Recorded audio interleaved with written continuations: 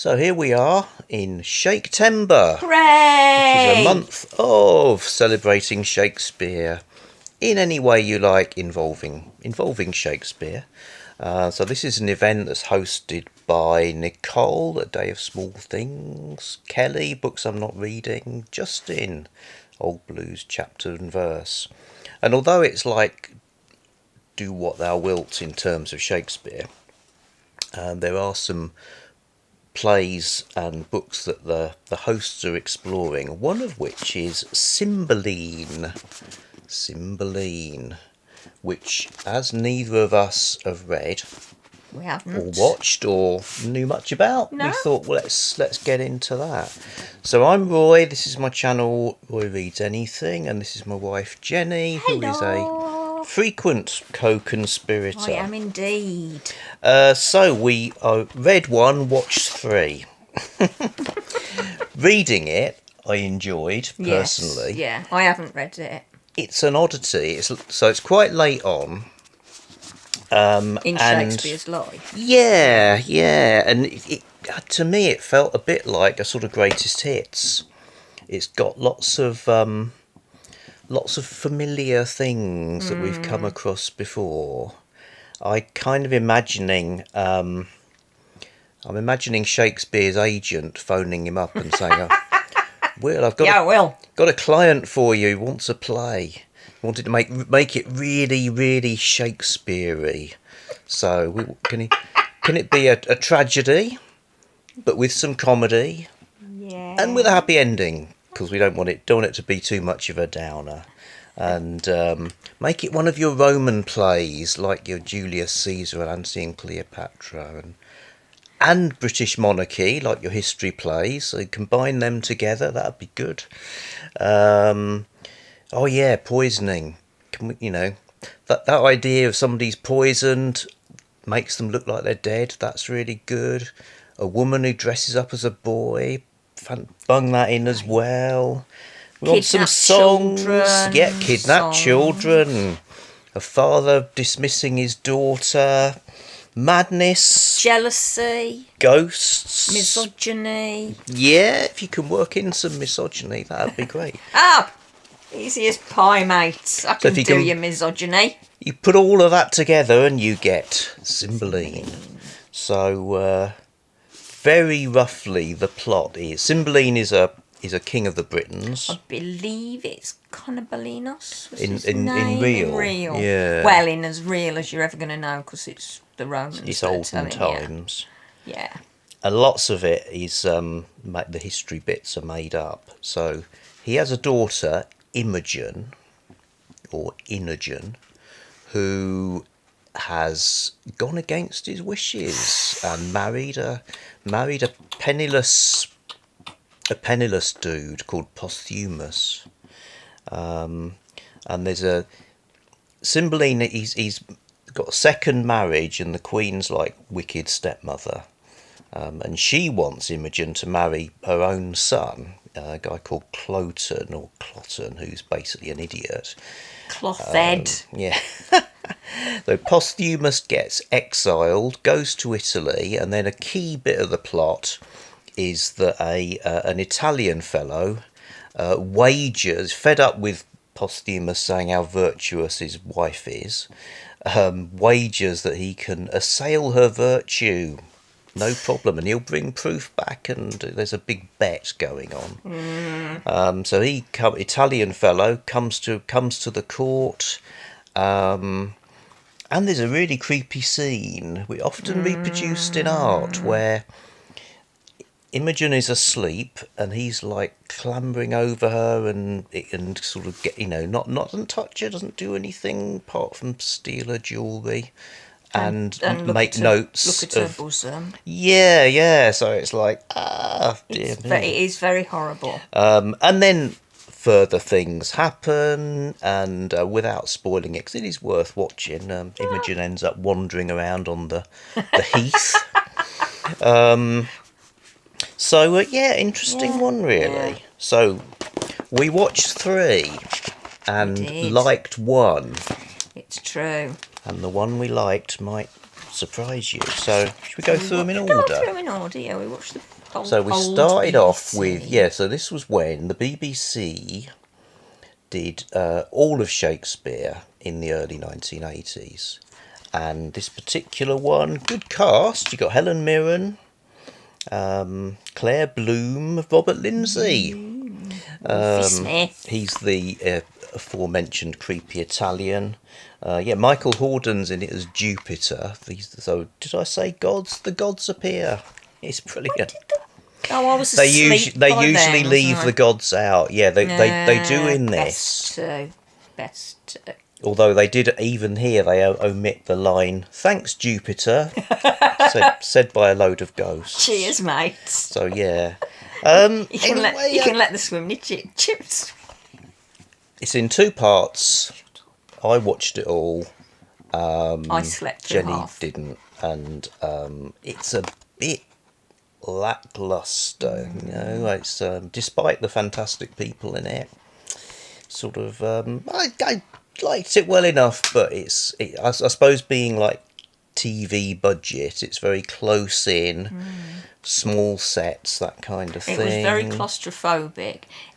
In some ways, it reminded me of do you remember we watched Richard II with Fiona Shaw as Richard II? But that was a recent film, and that was very claustrophobic, but it was intentionally so. Yeah. And it worked really well, whereas this, you could tell it's just that the BBC hadn't quite yet got round to intermingling indoor and outdoor filming. No. For Shakespeare. It felt quite muted. Tiny. I mean, some of these BBC ones are really good. Tiny budget. I think The Twelfth Night is great, but Yeah. So okay, we're a bit. Oh God, Cymbeline, that's hard work. So we had high hopes for a recent, I think 2017, Royal Shakespeare Company, live from Stratford-on-Avon. One. And unfortunately, we only made it to about 10 or 15 minutes. I don't think we even got to the 10-minute mark. So it's like everything we said about this, it's like the opposite. So it's like super loud, action-packed, there's physical theatre, there's songs. Disco scene. Everyone's running about. Dancing. Yeah, I'm over nightclub scenes in Shakespeare. I think it's the last refuge of a scoundrel. It is. But it's hammering it. We didn't like it. Might have been great to be there. Other people might like. I don't usually criticise things on here, but this is. Oh God! It was like an episode of Rent-A-Ghost on speed, but without the literary quality. So we weren't liking that, and we were thinking maybe you can't do Cymbeline because of all the kind of what is it? It's a tragedy. It's a comedy. It's And then. So we turned with weary on the hearts. basis of we're not going to not watch it, to a movie from 2014. Now this was released in cinemas a bit, called Cymbeline. This DVD, in a feat of misleading marketing, has been retitled Anarchy, Ride or Die, and doesn't mention Shakespeare unless you can really read the small print. So they're tricking people into thinking it's some kind of Sons of Anarchy knockoff thriller.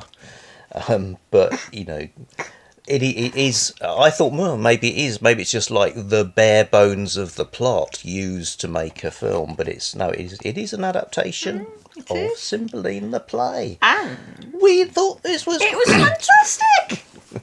Comparatively. We thought this was great, yeah. Possibly because we hadn't liked the other two very much, but... No, I think it was good in its own right. Oh, yeah. So Ed Harris is in it. I keep wanting to call him Ed Begley, but I know that's somebody else. No. Ed Harris was Cymbeline.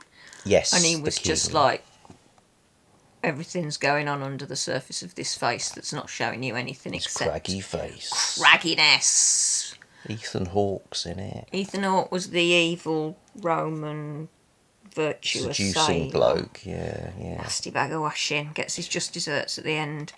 So it's modern day. The instead of Britons, they're a biker gang called the Britons, who a bit like Sons of Anarchy. They're like big drug dealers and stuff like that. So Ed Harris is the leader of them, i.e. the king, and the Romans. Didn't really mention the Romans much in our derisory summary of the plot, but it's also Romans as well. So. Well, I think it's fair to say that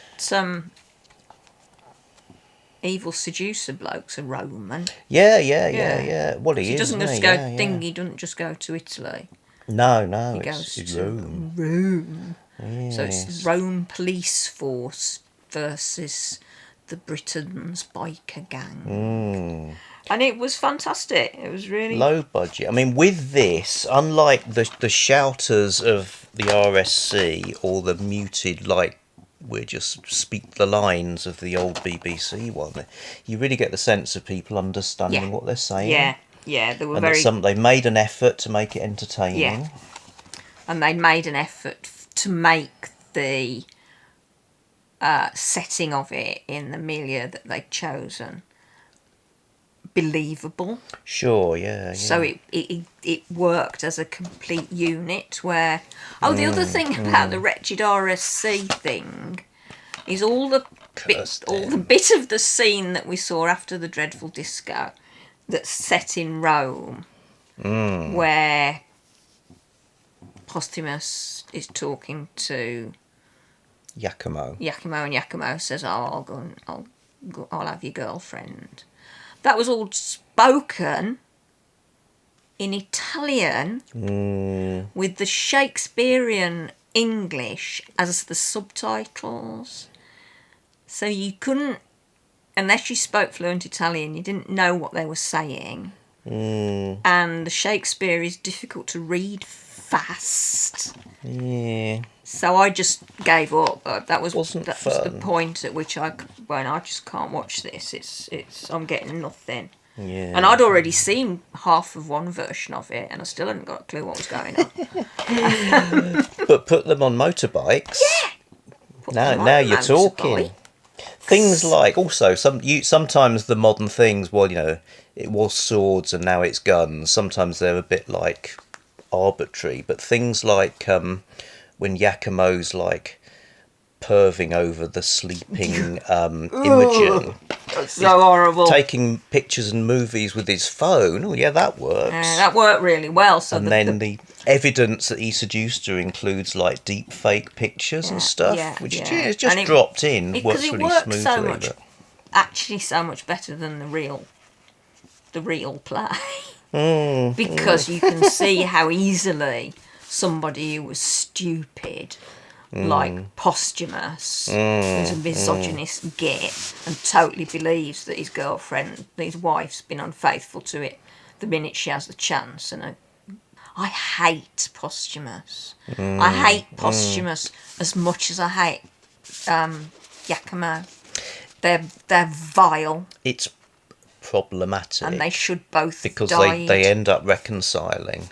So part of the sort of narrative of it is it's about how even in complete hopelessness people can forgive and reconcile. Yeah, Imogen and Posthumus reconcile. Iachimo. No, Iachimo, but he's forgiven. Oh, he comes because he sort of says, "I did all that and it was wrong," and he's like, "Okay, everybody's pardoned at the end." Spoiler alert, by the way. Yeah. Well, yeah, it's a bit different with Shakespeare, isn't it? Yeah, it is. Yeah. I didn't like. I've been getting different editions of the plays. So I've got the Folger Shakespeare Library, and that's nice. You get is this? You get the play text with the sort of accompanying notes and explanations down the side. Nice and readable. It's a proper paperback. The New Cambridge one is, as you'd expect, I suppose, is a bit more academic, but some interesting essays and stuff. So, so we feel we've done that duty to Cymbeline. Yeah. Enjoyed it. I mean, we even enjoyed not enjoying it, if you see what I mean. Yeah, we like nothing better than to carp about. Although I did pay full price for this. Did you? I mean, this one is like something you'd find in a sort of £2 DVD bin in a supermarket. It's like something we might have picked up on holiday. These are Back cheap when we as used chips because, I almost bought the whole set of 78. I'm glad I didn't. Yeah, come on, RSC. Stop running about and shouting and gurning. It was like you... Oh, that reminds me. No, can I say what it just you say while I No. do something else. I was going to say, if you think the disco scene in that was bad, you need to watch the disco scene in the All's Well That Ends Well with David Tennant and Donna... Not Donna Haraway, that would be hilarious. Summer? No. The one who's in Doctor Who as well? The one who's in Doctor Who, the redhead. Catherine Tate? Tate. Right. Is that her real name? She was Donna in the... anyway, her. And there's a disco scene that I've seen on YouTube of that back when I was going through my... I don't know, I fancy David Tennant. I thought that was the law. That's stopped very quickly. That was an abomination. So down with disco scenes. Yeah, even the devil didn't like that. Except in 12th Night. Except in 12th Night. Interesting say. Oh, in the Australian version. Oh yes. Good segue there because looking for, I wondered. Oh, Cymbeline. I wonder if anyone's like novelised it. And I don't think they have, but I came across a Doctor Who book, so the Shakespeare notebooks. So the conceit of this is that the Doctor has encountered Shakespeare various times throughout Shakespeare's life, and sort of influenced the plays, and also I think there might have been an episode with Shakespeare in it. So I should say Doctor Who we stopped watching about halfway through Matt Smith, so there are several Doctors we know not of. The thing is, English people, it's a bit like trees. With trees, if you cut them in half, you can age them by the rings. I think with Brits you can do the same thing with which was their Doctor Who. Yeah. So I remember Patrick Troughton as a little kid, and I would sort of nail my colours to the mast of Tom Baker. Oh, all the way, Tom Baker, all the gone way. Off. And John Pertwee. Yeah, Pertwee good. So this has that's the setup, and one of the chapters is about Cymbeline. And it's it doesn't take either Shakespeare or Doctor Who very seriously. I think as the book has the sort of feel of a kind of Christmas stocking filler about it, the kind of how hilarious! Get it on Christmas. I shall give this to my nephew. Read it on Boxing Day, and then it's gone to the charity shop by January. I don't know. It's a thing. It probably would be amusing to people who are amused by that sort of thing. But I think the reason we stopped watching Doctor Who was for the same reason we didn't like that RSC. The running about, being too noisy. Running and shouting. The sort of Haribo with Ritalin kind of feel about the whole business. Such a perfect description. Really, we don't like anything. No, we like nothing. Yeah. We're miseries. Okay, folks. So that was the emotional manipulation. Bit of the old There's too much emotional manipulation. Absolutely. Right. That's on. See you in a bit. Bye.